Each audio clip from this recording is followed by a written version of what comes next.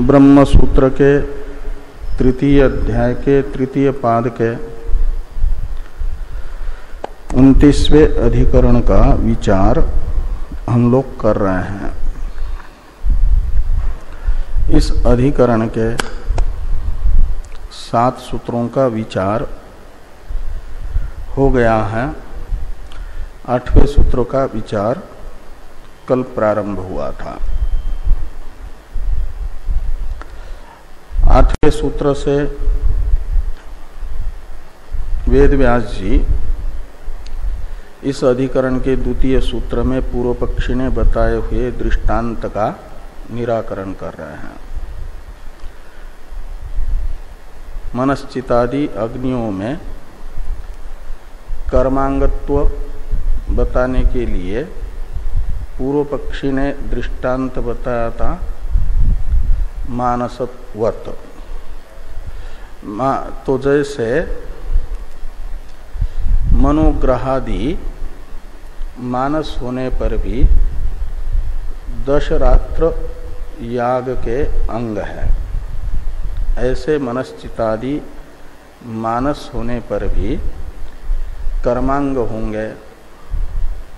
ये द्वितीय सूत्र में पूर्व पक्षी ने कहा था। अब मनोग्रहादि का मानसत्व रूप साम्य होने पर भी मनश्चितादि अग्नियों में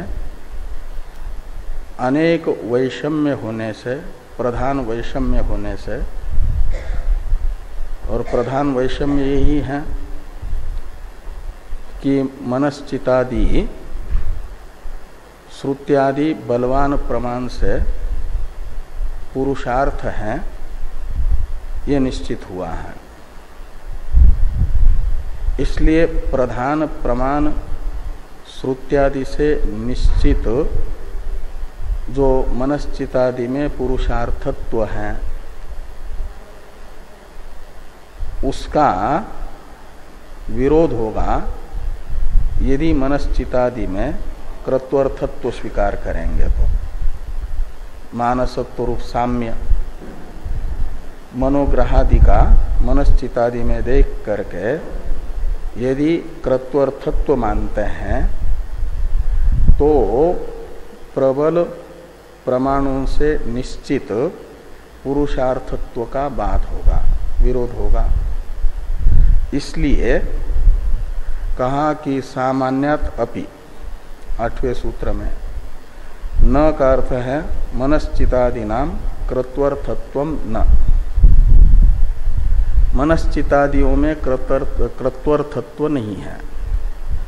क्यों? तो सामान्यात अपि ये हेतु है पूर्व पक्ष के द्वारा बताया गया।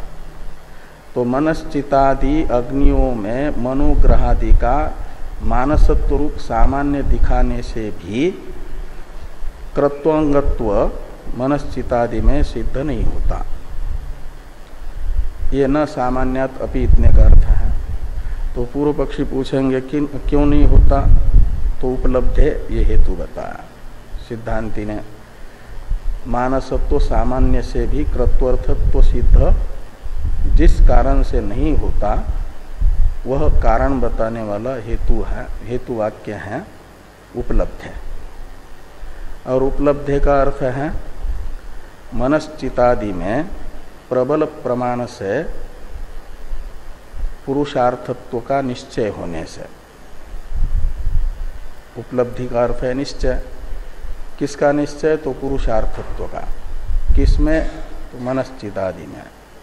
तो मनश्चितादि में पुरुषार्थत्व का निश्चय होने से मानसत्व रूप सामान्य मनोग्रहादि का दिखा करके कृत्वर्थत्व सिद्ध नहीं किया जा सकता। ये न सामान्यात अपि उपलब्धे, इससे सिद्धांतियों ने बताया। यत् किंचित सामान्य दिखा करके जो प्रसिद्ध वैलक्षण्य है उसे त्यागा नहीं जा सकता, इसे बताने के लिए दृष्टांत है कि मृत्युवत। तो जैसे मृत्यु शब्द का प्रयोग आदित्य मंडलांतर्गत पुरुष के लिए भी हुआ है और अग्नि पुरुष के लिए भी हुआ है, तो केवल मृत्यु शब्द प्रयोग सामान्य अग्नि पुरुष तथा आदित्य पुरुष में होने मात्र से आदित्य पुरुष और अग्नि पुरुष में जो प्रसिद्ध वैषम्य है उसको त्यागा नहीं जाता, उनका भेद ही रहता है। ऐसे मनुग्रहादि जो कर्मांग है 10 रात्र याग के, उनमें रहने वाला मानसत्व और मनश्चितादि में रहने वाला मानसत्व रूप साम्य होने पर भी मनोग्रहादि से मनश्चितादि का जो प्रसिद्ध वैषम्य है प्रबल प्रमाण से पुरुषार्थत्व रूप उसे नहीं त्यागा जा सकता, वह वैषम्य बना रहेगा। इस अभिप्राय से यहाँ पर कहते हैं कि मृत्युवत दृष्टांत, और एक हेतु बताया कि नहीं लोकापत्ति। तो जैसे असो वावलोक गौतमाग्नि इत्यादि में स्वर्गादि में अग्नि का साम्य होने पर भी, समिधादि रूप साम्य होने पर भी स्वर्गादि में अग्नि भाव की प्राप्ति नहीं होती। अग्नि और स्वर्गादि का जो भेद है वह नहीं मिटता साम्य बताने पर भी। ऐसे ये मनोग्रहादि का मानसत्व रूप यत्किंचित सामान्य होने मात्र से मनश्चितादि अग्नियों का जो प्रसिद्ध पुरुषार्थत्व है उसे नहीं त्यागा जा सकता, और कर्मांगत्व ही निश्चित नहीं हो सकता। ये यहाँ पर कहा गया न सामान्यात अपि उपलब्धेर मृत्युवत नहीं लोकापत्ति। इससे इसका भाष्य है, भाष्य को देखें। यद उक्तम मानसवत इति तत्प्रत्युच्यते। तो पूर्व पक्षी ने मनश्चितादि में कर्मांगत्व की सिद्धि के लिए दृष्टांत जो मनोग्रहादि का दिया है, और मनोग्रहादि दृष्टांतगत मानसत्व रूप साम्य दिखाया है। कहते हैं तत्प्रति उच्यते, का मतलब उसका प्रत्याख्यान किया जाता है। प्रत्याख्यान कहते हैं निराकरण को, खंडन को। तत् यानी वो जो सामान्य से कर्मांगत्व, मनोग्रहादि के मानसत्व रूप सामान्य से मनश्चितादि में कर्मांगत्व का प्रत्याख्यान किया जाता है, खंडन किया जाता है। न मानस ग्रह सामान्यात अपि मनश्चिदादीनां क्रियाशेषत्वं कल्प्यम। तो मानस ग्रह सामान्य, मानस ग्रह है वही जो 10 रात्र का अंगभूत मानस ग्रह। वो ऐसी कल्पना करनी है, पृथ्वी रूपी पात्र में समुद्र रूपी सोमरस रखा है, उस पात्र का आसादन किया है, ये सब जो मानस चिंतन है उसे कहा जा रहा है मानस ग्रह शब्द से। और उसका जो मानसत्व रूप साम्य है, उस मानसत्व रूप साम्य मात्र से भी मनश्चिदादीनां क्रियाशेषत्वं न कल्प्यम। क्रियाशेषत्वं का अर्थ है कर्मांगत्व। मनश्चितादि अग्नियों का सिद्ध नहीं होता, क्यों सिद्ध नहीं होगा? यानी सूत्रस्थ न सामान्यात अपि इतने की व्याख्या हो गई 3 पद की, न से लेकर के कल्प्यम तक। ये सिद्धांति की एक प्रकार से पूर्व पक्षी के दृष्टांत के खंडन की प्रतिज्ञा है। और इस प्रतिज्ञा की सिद्धि के लिए हेतु बताया है चौथे पद से उपलब्धे, इस पद से। अब इस उपलब्धे पद की व्याख्या की जा रही है। प्रतिज्ञा का साधक जो उपलब्धि हेतु है उसका अर्थ करते हैं कि पूर्वोक्तेभ्यः श्रुत्यादि हेतुभ्य केवल पुरुषार्थत्व उपलब्धे। तो पूर्व सूत्रों से बताए गए जो श्रुत्यादि हेतु हैं 5, श्रुति, लिंग, वाक्य, प्रकरण, वाक्य, अनुबंध, अतिरेश, ये 5, इन 5 से ये निश्चित होता है कि मनश्चितादि अग्नियां पुरुषार्थ है, इनमें पुरुषार्थत्व है। ये निश्चित होने से इनको कर्मांग नहीं माना जा सकता। ये उपलब्धि की व्याख्या है। इसी को व्यतिरेक मुख से और स्पष्ट करते हुए ये कहा जा रहा है कि नहीं किंचित कस्यचित केनचित सामान्यम न संभवति न च तावता यथा स्वम वैषम्यम निवर्तते। कहते हैं जगत में ऐसी कोई वस्तु है नहीं जिसका किसी भी वस्तु के साथ यत्किंचित सामान्य सिद्ध न होता हो। मतलब कितनी भी परस्पर विलक्षण वस्तु हो उसमें भी आपस में यत्किंचित सादृश्य होता ही है, समानता होती ही है।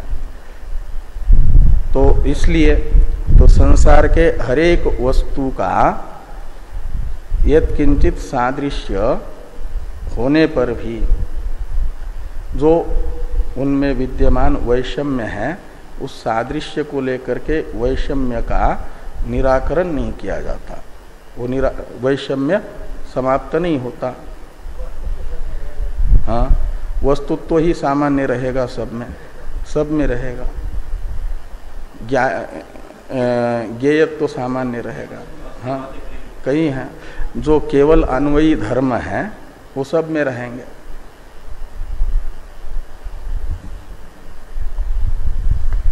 तो इसलिए कहते हैं नहीं किंचित कस्यचित केनचित सामान्यम न संभवति, यानी सामान्य बिल्कुल होगा नहीं ऐसी बात नहीं है। का मतलब हरेक वस्तु का सबके साथ यत्किंचित सामान्य होता ही है और उतने सामान्य मात्र से, सादृश्य मात्र से उनका जो भेद है उसका निराकरण नहीं किया जाता। ये कहते कि न च तावता यथा स्वम वैषम्यम निवर्तते। तो जो वस्तुओं का अपना अपना एक विशेष धर्म है, अन्य वस्तुओं में नहीं होता, वह उस वस्तु का अन्य वस्तु की अपेक्षा वैषम्य माना जाता है, वैलक्षण्य माना जाता। उसका निराकरण नहीं होता, वो निवृत्त नहीं होता ये किंचित सामान्य को लेकर के। ऐसे मानसत्व रूप सामान्य से दशरात्र के कर्मांगभूत मानस ग्रहादि के मानसत्व रूप सामान्य मात्र से जो मनश्चितादि में पुरुषार्थत्व रूप वैषम्य है वह वैषम्य निवृत्त नहीं होगा। ये पुरुषार्थत्व रूप वैषम्य रहेगा और ये पुरुषार्थत्व रहेगा तो फिर कर्मांगत्व नहीं रह पाएगा। अब यत्किंचित सामान्य से प्रसिद्ध वैषम्य की निवृत्ति नहीं होती, इसे समझाने के लिए दृष्टांत है मृत्युवत सूत्र में। उसकी व्याख्या भाष्य में भाष्कर भगवान कर रहे हैं। मृत्युवत ये प्रतिग्रहण है और व्याख्या है यथा स वा एष एव मृत्युः य एष एतस्मिन् मंडले पुरुषः। इस वाक्य में ये कहा गया कि वही यह मृत्यु है। कहाँ कौन? तो जो इस आदित्य मंडल में विद्यमान पुरुष है। क्या मतलब? आदित्य मंडलस्थ पुरुष के लिए मृत्यु शब्द का प्रयोग हुआ यहाँ। और अन्य वाक्य में मृत्यु शब्द का प्रयोग अग्नि पुरुष के लिए हुआ है। आगे कहते हैं कि अग्निर्वय मृत्यु इति च अग्नि आदित्य पुरुषयोः समानेपि मृत्यु शब्द प्रयोगे न अत्यंत साम्यापत्ति। तो अग्नि पुरुष और आदित्य पुरुष में मृत्यु शब्द का प्रयोग एक जैसा होने पर भी, समान होने पर भी, आदित्य पुरुष और अग्नि पुरुष का जो प्रसिद्ध वैषम्य है उसका त्याग करके अत्यंत समानता नहीं मानी जाती। अत्यंत साम्य अग्नि पुरुष और आदित्य पुरुष का नहीं होता।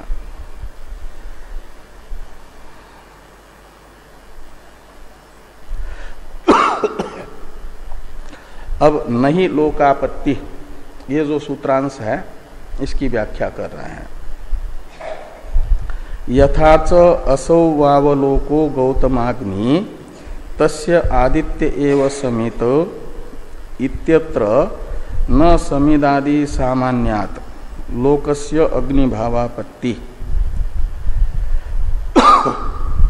तो असौ वावलोक गौतमाग्नि इत्यादि वाक्य के द्वारा जो प्रसिद्ध अग्नि का समिदाधि रूप साम्य स्वर्ग लोकादि में बताया गया है, उतरे मात्र से स्वर्गादि में प्रसिद्ध अग्नि का स्वरूप प्राप्त नहीं होता। अग्नि का और स्वर्गादि का जो वैषम्य है उसकी निवृत्ति पूर्वक स्वर्गादि लोकों में जिनका पंचाग्नित्वेन रूपेण चिंतन किया जा रहा है उनमें अग्नि भाव की प्राप्ति नहीं होती। वे अग्नि स्वरूप ही नहीं बनते अग्नि रूप से उनका चिंतन करने पर भी। जैसे ये नहीं हुआ यत्किंचित साम्य को लेने मात्र से प्रसिद्ध वैषम्य निवृत्त नहीं हुआ, ऐसे मानसत्व रूप सामान्य मनश्चितादि में होने पर भी मनश्चितादि का जो पुरुषार्थत्व है वो निवृत्त नहीं होगा। वे पुरुषार्थ ही होंगे, कृत्वर्थ नहीं होंगे। इसे तद्वत शब्द से कहा गया, जो भाष्य में अंतिम पद है ना, तद्वत। टीकाकार एक वाक्य लिखते हैं, इन सब का अर्थ करते हैं पूरे भाष्य का। कृत्वर्थत्व पुरुषार्थत्व वैषम्येपि मानसत्व सामान्यम न विरुध्यते विषमयोरपि साम्य दर्शनात् इत्यर्थ। तो ये मानस ग्रह जो दशरात्र के अंग है और मनश्चितादि, इनमें कृत्वर्थत्व और पुरुषार्थत्व रूप वैषम्य रहने पर भी उनका मानसत्व रूप यत्किंचित सामान्य रहेगा। वह यत्किंचित सामान्य मानसत्व रूप प्रसिद्ध वैषम्य का बाधक नहीं होगा। ये अभिप्राय निकला इस पूरे सूत्र तथा उसके व्याख्यान रूप भाष्य का। इससे ये स्पष्ट हुआ कि मानसवत इस दृष्टांत से मनश्चितादि में कृत्वर्थत्व सिद्ध नहीं किया जा सकता। ये यहां पर बताया गया। अब इस अधिकरण का अंतिम सूत्र है, इसका अवतरण लिखते हैं टीकाकार। किंच पूर्वोत्तर ब्राह्मणयोः स्वतंत्र विद्या विधानात् तन्मध्यस्थस्यापि ब्राह्मणस्य स्वतंत्र विद्या विधि परत्वम इत्याह परेणच इति। वाजस्नेही शाखा के जिस अग्नि रहस्य ब्राह्मण में इन मनश्चितादि का प्रतिपादन है, वहां पूर्व ब्राह्मण और उत्तर ब्राह्मण स्वतंत्र उपासना के प्रतिपादक है। अग्नि रहस्य में मनश्चितादि अग्नियों का प्रतिपादन है, तो अग्नि रहस्य के ही पूर्व ब्राह्मण में और उत्तर ब्राह्मण में स्वतंत्र उपासना का विधान हुआ है। तो जब पूर्व ब्राह्मण भी स्वतंत्र उपासना का विधायक है और उत्तर ब्राह्मण भी मनश्चितादि के प्रतिपादक ब्राह्मण से उत्तर ब्राह्मण भी स्वतंत्र उपासना का प्रतिपादक है, तो ये जो बीच वाला ब्राह्मण है वह भी स्वतंत्र मनश्चितादि अग्नियों का ही प्रतिपादक होगा। स्वतंत्र रूप से उपास्य मनश्चितादि अग्नियों को बताएगा, मनश्चितादि अग्नियों की स्वतंत्र उपासना बताएगा। ये मानना उचित है। इसी अभिप्राय से इस अधिकरण का अंतिम सूत्र आ रहा है। ये अंतिम सूत्र का अभिप्राय टीकाकार ने बताया है। पूर्वोत्तर ब्राह्मणयोः स्वतंत्र विद्या विधानात् तन्मध्यस्थस्यापि ब्राह्मणस्य स्वतंत्र विद्या विधि परत्वम इति आह। तो पूर्वोत्तर जो ब्राह्मण, किससे पूर्वोत्तर? तो ये मनश्चितादि अग्नियों का प्रतिपादक ब्राह्मण से पूर्व ब्राह्मण और उत्तर ब्राह्मण। ये मनश्चितादि अग्नि का प्रतिपादक ब्राह्मण रहेगा मध्य ब्राह्मण, उससे पूर्व में जो ब्राह्मण और उससे उत्तर में जो ब्राह्मण, उसे पूर्वोत्तर ब्राह्मण से लेना। ब्राह्मण यानी प्रकरण। तो जब पूर्व प्रकरण में भी उत्तर प्रकरण में भी स्वतंत्र विद्या का प्रतिपादन हो रहा है, ये कहते हैं कि स्वतंत्र विद्या विधानात्, दोनों ब्राह्मण स्वतंत्र विद्या का विधान करते हैं, तो तन्मध्यस्थस्यापि ब्राह्मणस्य, तो उन दोनों स्वतंत्र उपासना के विधायक ब्राह्मणों के बीच में जो मनश्चितादि का प्रतिपादक ब्राह्मण है वह भी स्वतंत्र मनश्चितादि की उपासना बताने वाला ही होगा, ये मानना उचित रहेगा। तो तन्मध्यस्थस्यापि ब्राह्मणस्य स्वतंत्र विद्या विधित्वम, स्वतंत्र विद्या विधि परत्वम यानी विद्या प्रतिपादकत्वम, विद्या विधायकत्वम इत्याह, इस अभिप्राय से वेद व्यास जी ने यह सूत्र लिखा है। तो इस सूत्र का उच्चारण किया जाए। परेण च शब्दस्य ताद्विध्यम भूयस्त्वात्वनुबंध, परेण च शब्दस्य ताद्विध्यम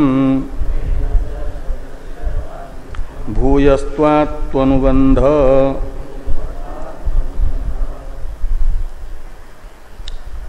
तो परेण च शब्दस्य ताद्विध्यम, इसमें परेण ये जो प्रथम पद है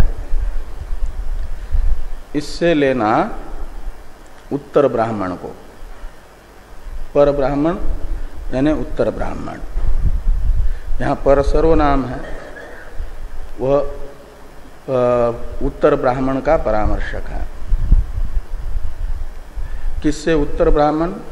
तो मनश्चितादि अग्नियों के प्रतिपादक ब्राह्मण से पर ब्राह्मण। और च शब्द पूर्व ब्राह्मण का परामर्शक है। च शब्द से पूर्व ब्राह्मण को लेना। तो परेण पूर्वेण, च का अर्थ पूर्वेण निकलेगा। तो पर ब्राह्मण और पूर्व ब्राह्मण इन दोनों में क्या है? ताद्विध्य है। ताद्विध्य शब्द का अर्थ है स्वतंत्र विद्या विधि परत्व, स्वतंत्र विद्या विधायकत्व, ये ताद्विध्य है। तो पूर्व ब्राह्मण के द्वारा भी और पर ब्राह्मण के द्वारा भी स्वतंत्र विद्या विधान हो रहा है।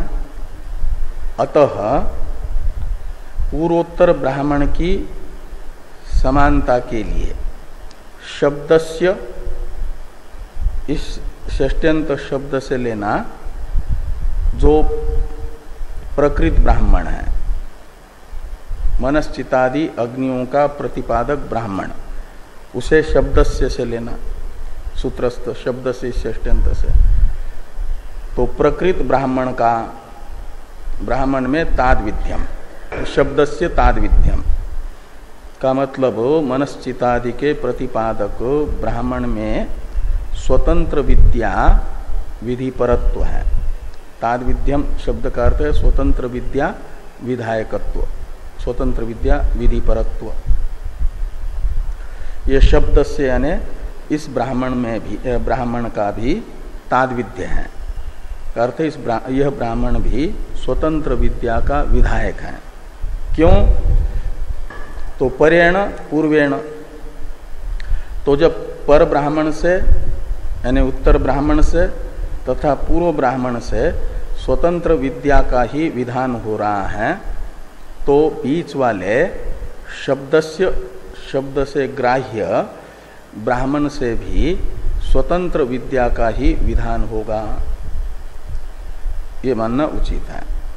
ये इतना परेण च शब्दस्य ताद्विध्यम, इतने का अर्थ है। सिद्धांति का एक प्रकार से प्रतिज्ञा वाक्य है शब्दस्य ताद्विध्यम, इतने का अर्थ निकलेगा मनश्चितादि अग्नि, मनश्चितादि अग्नि प्रतिपादकस्य ब्राह्मणस्य ताद्विध्यम यानी स्वतंत्र विद्या विधि परत्वम। क्यों? तो हेतु वाक्य है परेणच, तो परेणच का अर्थ निकलेगा पूर्व उत्तर ब्राह्मण के द्वारा स्वतंत्र विद्या का विधान होने से। ये परेणच इन दो शब्दों का अर्थ निकलेगा, वो हेतु वाक्य है। और प्रतिज्ञा वाक्य है शब्दस्य ताद्विध्यम।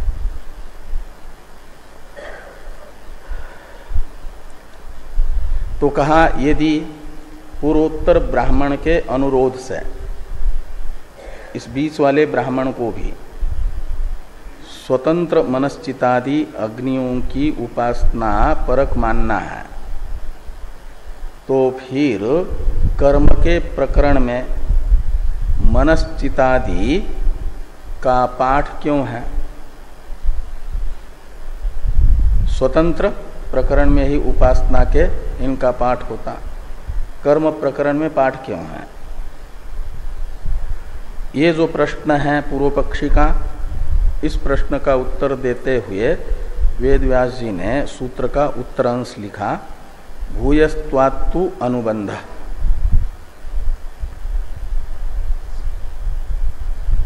तो तू शब्द है पूर्व पक्ष की प्रतिज्ञा का व्यावर्तक, पूर्व पक्ष की शंका का व्यावर्तक। तू शब्द है भूयस्त्वात्तु अनुबंध, इसमें 3 पद है ना। तू शब्द बीच में है, यहाँ तो है, वो तू के उकार को ही इकोणच हुआ है, तू अनुबंध ऐसे निकलेगा। वो तू शब्द पूर्व पक्ष के आक्षेप का निवर्तक रहेगा। अनुबंध शब्द का अर्थ है कर्मांग, ये कर्मांग अग्नि के साथ पाठ, अनुबंध शब्द का अर्थ निकलेगा। कर्मांग अग्नि के प्रकरण में मनश्चिदादि का पाठ, ये अनुबंध शब्द का अर्थ है। वो क्यों है तो उसका हेतु बताया भूयस्त्वात्। तो ये जो मनश्चितादि अग्नियां उपास्य हैं, तो इनकी उपासना के लिए मनश्चितादि में अनेक, भूय शब्द का अर्थ होता है अनेक, तो अनेक कर्मांगों का संपादन आवश्यक होने से मनश्चितादि अग्नियों में अनेक कर्मांगत्व का संपादन विवक्षित होने से कर्म के प्रकरण में मनश्चितादि अग्नियों का पाठ है। लेकिन जिन मनश्चितादि अग्नियों में कर्मांगों का अनेक कर्मांगों का संपादन है, वे स्वतंत्र उपास्य हैं, वे स्वयं कर्मांग नहीं है। ये यहां पर कहा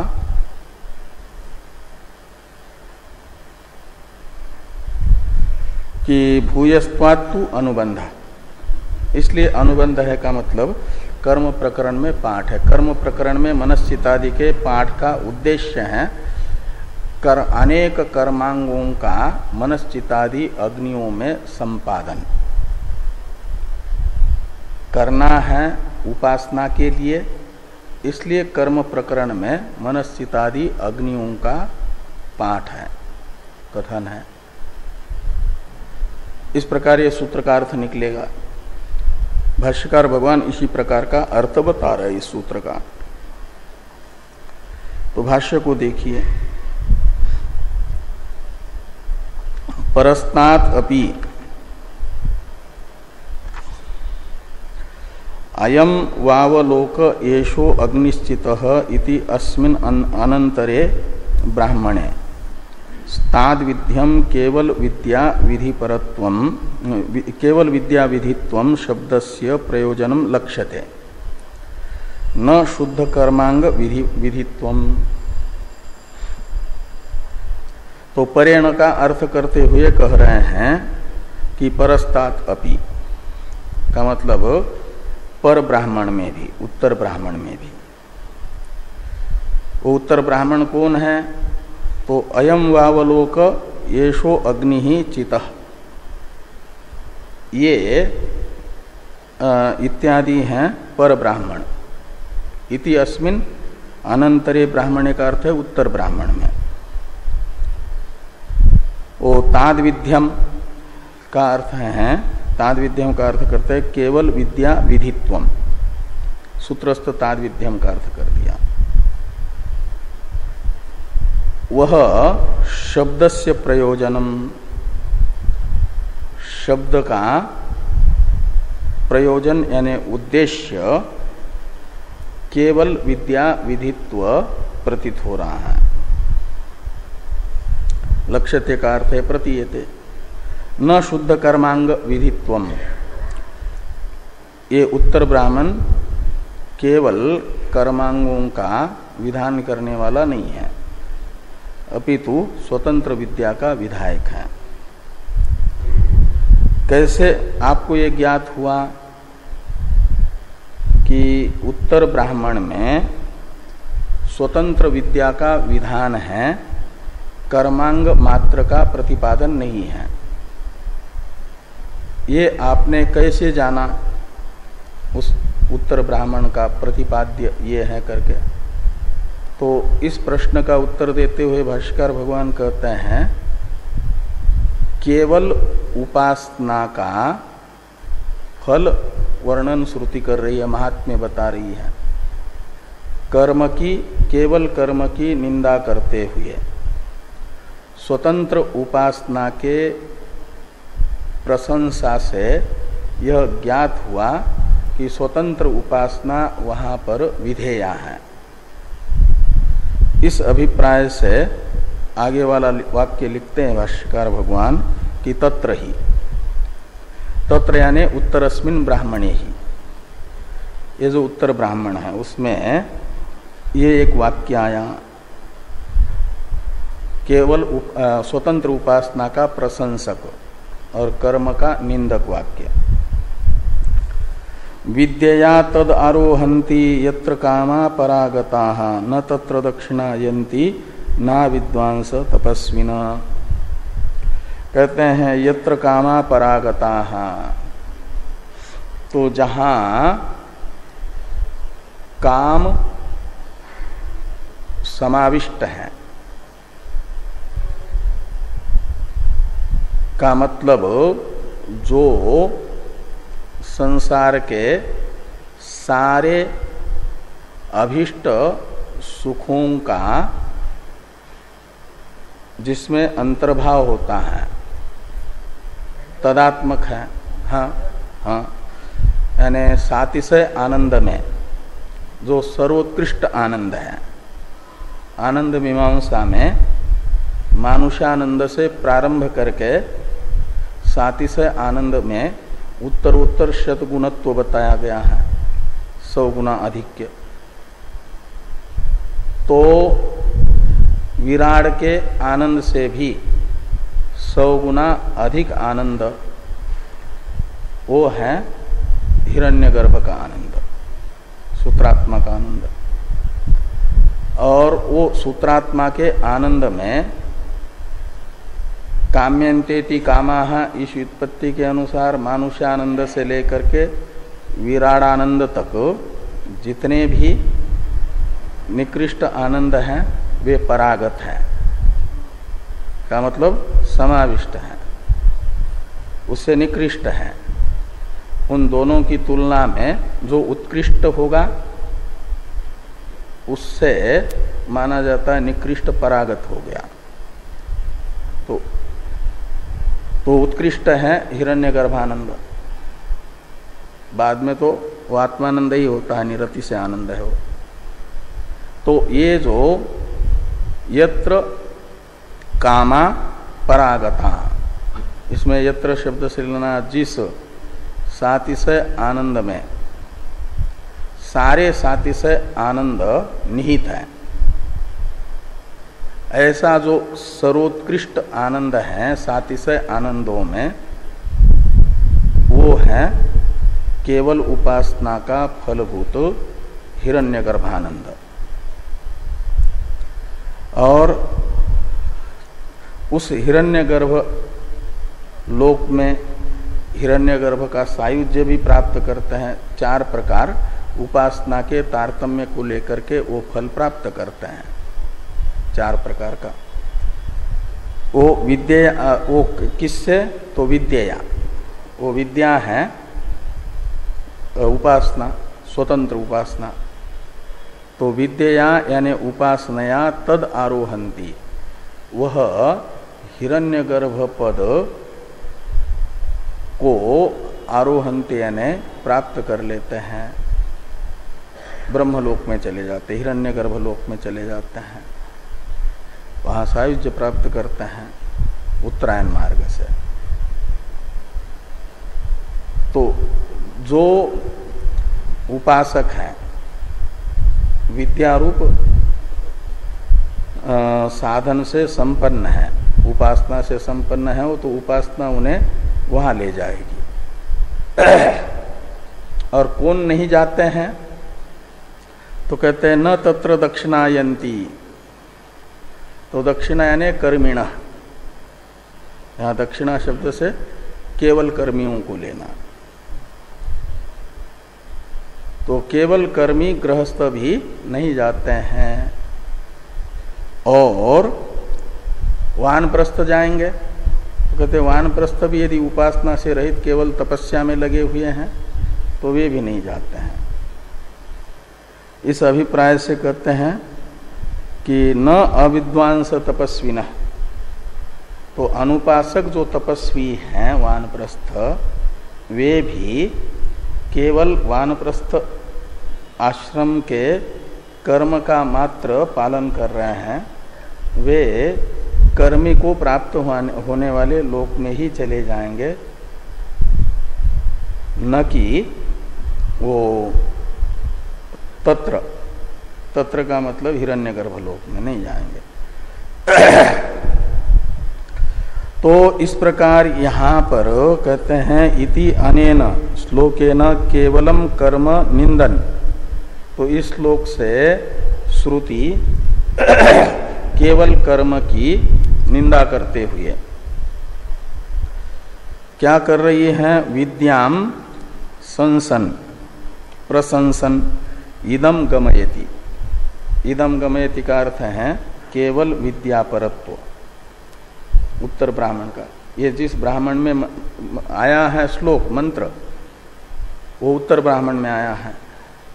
इसलिए उत्तर ब्राह्मण में आया हुआ जो ये श्लोक है, ये ज्ञापित कर रहा है केवल कर्म की निंदा करते हुए और उपासना की प्रशंसा करते हुए कि उस ब्राह्मण में उस आनंद की प्रापक जो विद्या है उसी का विधान हो रहा है। हिरण्यगर्भलोक की प्राप्ति की साधनभूत विद्या मात्र बताई जा रही है, वो है स्वतंत्र विद्या, कर्मांग विद्या नहीं। इससे हमें यह ज्ञात हुआ कि उत्तर ब्राह्मण केवल विद्या का विधायक है, केवल विद्या विधि परत्व है उसमें। तो जैसे उत्तर ब्राह्मण में केवल विद्या विधि परत्व है, ऐसे पूर्व ब्राह्मण में भी केवल विद्या विधि परत्व है। इसे तथा इत्यादि से बताया जा रहा है कि तथा पुरस्तात अपि। परस्तात का अर्थ है पर ब्राह्मण में, पुरस्तात का अर्थ हो जाएगा पूर्व ब्राह्मण में। यद एतन मंडलम तपति इति अस्मिन् ब्राह्मणे विद्या प्रधानत्वम एव लक्ष्यते। तो पूर्व ब्राह्मण कौन है? तो पूर्व ब्राह्मण है यद एतत् मंडलम तपति इत्यादि ब्राह्मण। ये है मनश्चितादि अग्नियों के प्रतिपादक ब्राह्मण से पूर्ववर्ती ब्राह्मण का वाक्य शुरू वाला। और इति शब्द से वाक्य वो पूरा लेना, ये तो प्रतीक के रूप से इतना ले लिया। ये जो पूर्व ब्राह्मण है इसमें विद्या प्रधानत्वम एव लक्ष्यते यानी प्रतीयते। ये पूर्व ब्राह्मण भी केवल उपासना परक ही हैं, ये प्रतीत होता है। ये कैसे प्रतीत होता है? तो कहते इसलिए कि केवल उपासना का जो फल है उसका वहाँ वर्णन है। सो अमृतो भवति मृत्युर्ह्यस्य आत्मा भवति इति विद्याफलेन एव उपसंहारात् न कर्म प्रधानता। यह पूर्ण विराम होना चाहिए। न कर्म प्रधानता, तो ये पूर्व ब्राह्मण के च का अर्थ कर दिया है। परेण च में जो च है उससे पूर्व ब्राह्मण को लेना था ना, उस सूत्रस्थ च का यह अर्थ है। तो सो अमृतो भवति मृत्युर्ह्यस्य आत्मा भवति इति विद्याफलेन एव उपसंहारात् न कर्म प्रधानता। विद्या प्रधानत्वम एव पूर्व ब्राह्मणस्य लक्ष्यते, ऐसे लगाना। पूर्व ब्राह्मण विद्या प्रधान ही है, कर्म प्रधान नहीं है। यह बात केवल विद्या के फल से उस ब्राह्मण का उपसंहार, केवल उपासना के फल का कथन करते हुए पूर्व ब्राह्मण का उपसंहार जो हुआ उससे ये ज्ञात हुआ।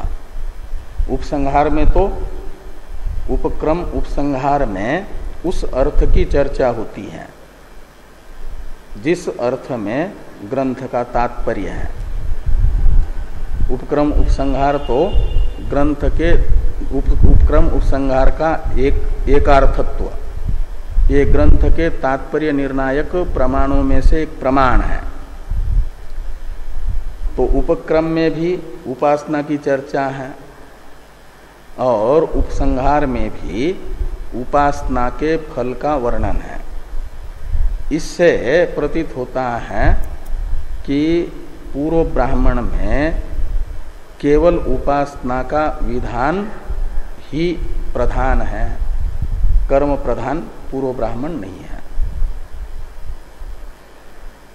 तो इस प्रकार ये मनश्चितादि अग्नियों की चर्चा करने वाले ब्राह्मण से पूर्व ब्राह्मण में भी और उत्तर ब्राह्मण में भी उपासना विधि परत्व है।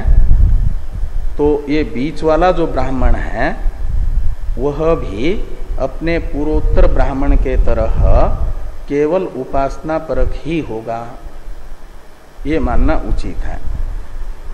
ये शब्दस्य ताद्विध्यम से का अर्थ करते हुए कहा जा रहा है कि तत्सामान्यात् इहापि तथात्वम। इहापि का अर्थ है अस्मिन् ब्राह्मणे, जो मनश्चितादि का प्रतिपादक ब्राह्मण है बीच वाला, उसमें भी तथात्वम यानी विद्या प्रधानत्वम एव न कर्मांग विधि प्रधानत्वम।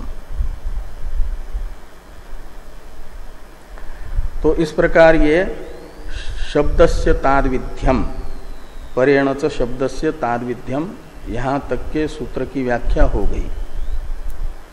बचा उत्तरांश, उत्तरार्ध जो सूत्र का भूयस्त्वात् त्वनुबंध, इसकी व्याख्या करते हैं भूयांसः तु अग्नि अवयवाः इत्यादि से। इसका अवतरण लिखने से पहले टीकाकार पूर्व में जो भाष्य है उसका तात्पर्य बताते हैं। तो टीका को देखिए। चिते अग्नो लोक दृष्टि विधानम स्वतंत्रम उत्तरत्र गम्यते, पूर्वत्र मंडल पुरुष उपास्ति तत् सानिध्यात मध्येपि मानसाग्नयः स्वतंत्रा इत्यर्थ। तो ये पूरे परेण च शब्द से ताद्विध्यम, ये सूत्रांश तथा इस सूत्रांश के भाष्य का एक वाक्य में संक्षेप में अर्थ ये होता है कि पूर्व ब्राह्मण में चित अग्नि में लोकादि की दृष्टि से उपासना बताई गई है, और उत्तर ब्राह्मण में भी आदित्य मंडलस्थ पुरुष की उपासना बताई गई है।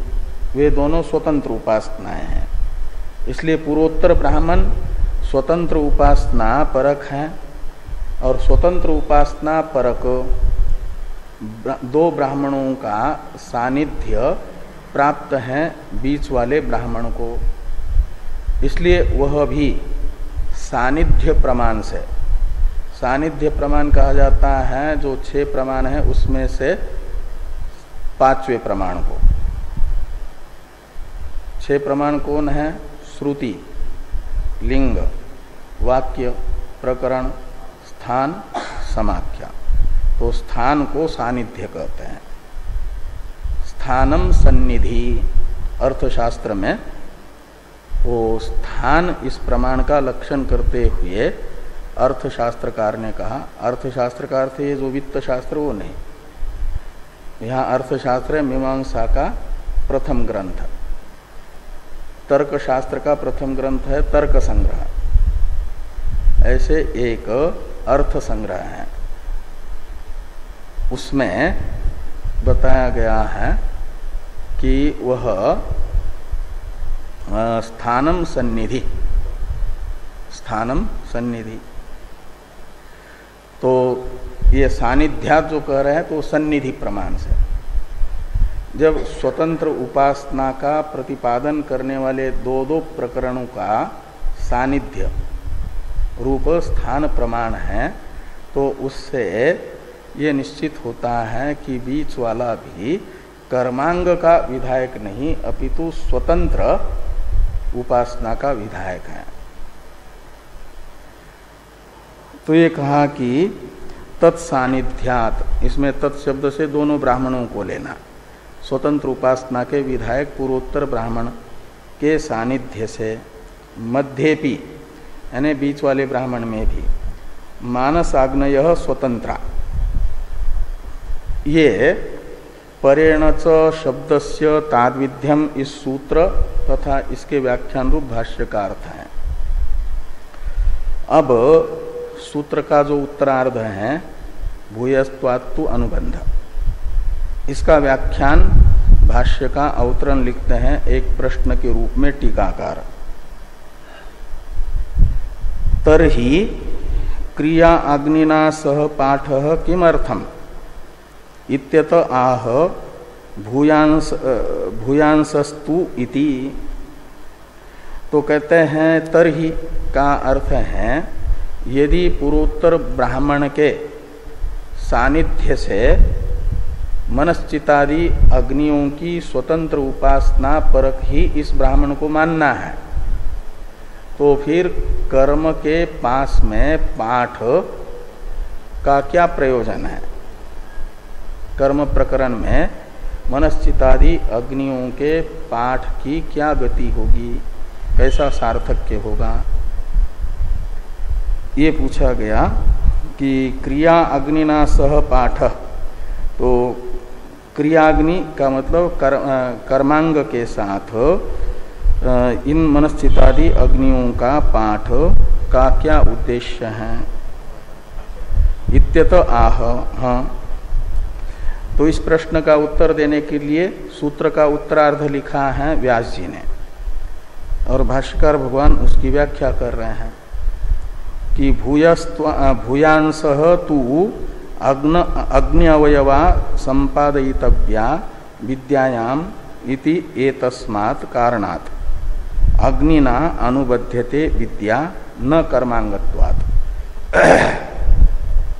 तो कहते हैं अग्नि के साथ, कर्मांग अग्नि के साथ मनश्चितादि अग्नियों का, उपास्य अग्नियों का पाठ इस हेतु से है कि मनश्चितादि उपास्य अग्नियों में अनेक कर्मांगों का संपादन अपेक्षित है।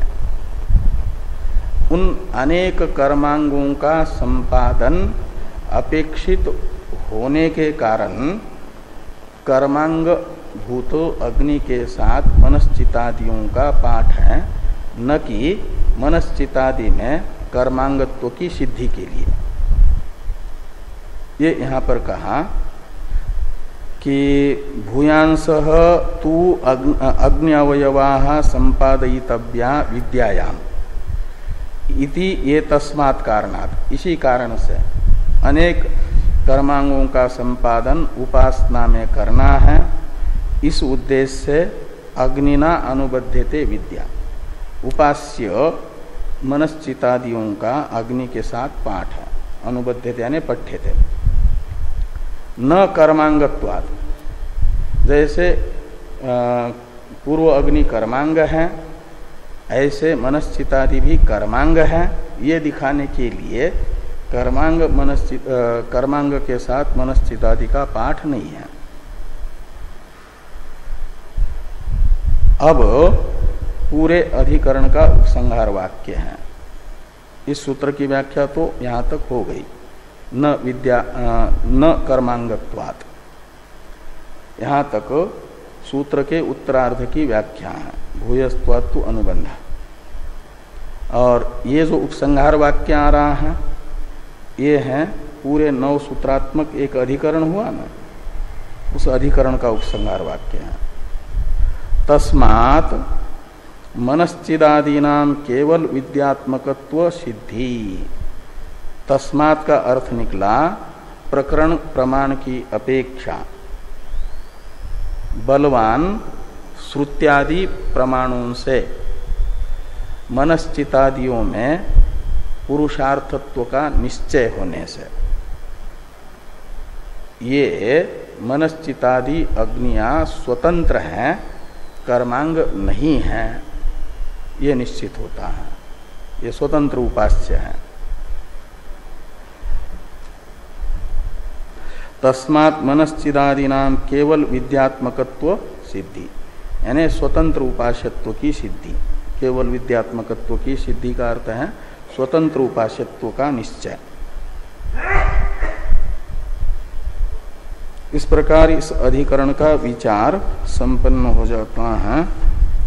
30वें अधिकरण की चर्चा हम लोग कल से करेंगे।